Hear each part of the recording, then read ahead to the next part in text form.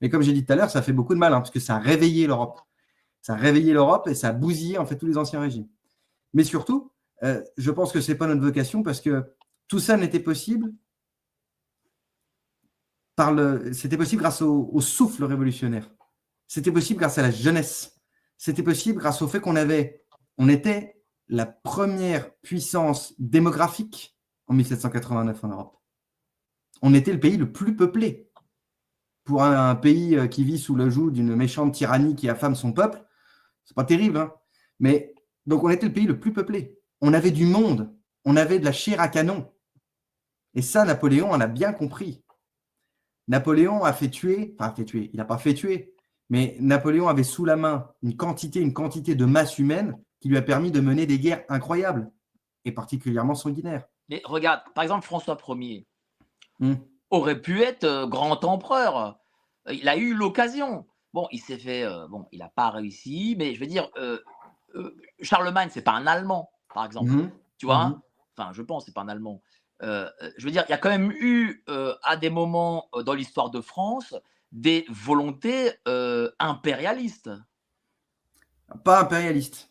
Mais je pense qu'en fait, non. oui, si je suis ta Comment logique. tu les définirais? Par rapport à Charlemagne, si je suis ta logique, en fait, la France a des frontières naturelles. Ces frontières naturelles-là, elles incluent l'Italie du Nord et la Belgique. Pas plus, pas moins. Et à chaque fois, on a empêché les rois de France de mener ça à bien. François Ier, l'Italie du Nord, et la Belgique. Rappelez quand même que la Belgique, hein, c'est un pays qui n'existe pas. Désolé s'il y a des Belges qui nous écoutent, mais c'est un pays qui en soi n'existe pas. Hein. C'est un pays qui n'existe pas. C'est deux morceaux. C'est un morceau de la France et c'est un morceau des Pays-Bas qu'on a décidé, après le congrès de Vienne en 1815, de créer sous sous l'égide des Anglais, en disant comme ça, les Français ne pourront jamais occuper ce territoire-là.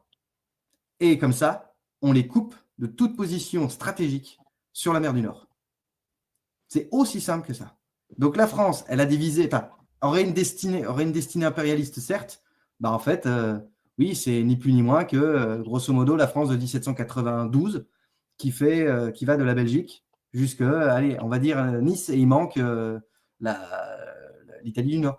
Mais en dehors de ça, la France, c'est un territoire stratégique, hein, raison pour laquelle on nous a toujours emmerdés, parce qu'on est, à la croisée de plein de chemins, de plein d'endroits différents, et on a une position stratégique énorme. Et donc, en fait, notre vocation territoriale, elle est là. Pourquoi je te parle de troisième voie?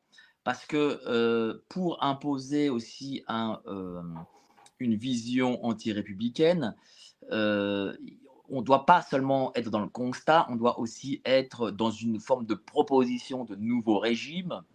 Et moi, ce qui me diffère avec les royalistes, je veux dire lambda, c'est que moi, je ne vois pas les Bourbons, par exemple, sur le trône de France.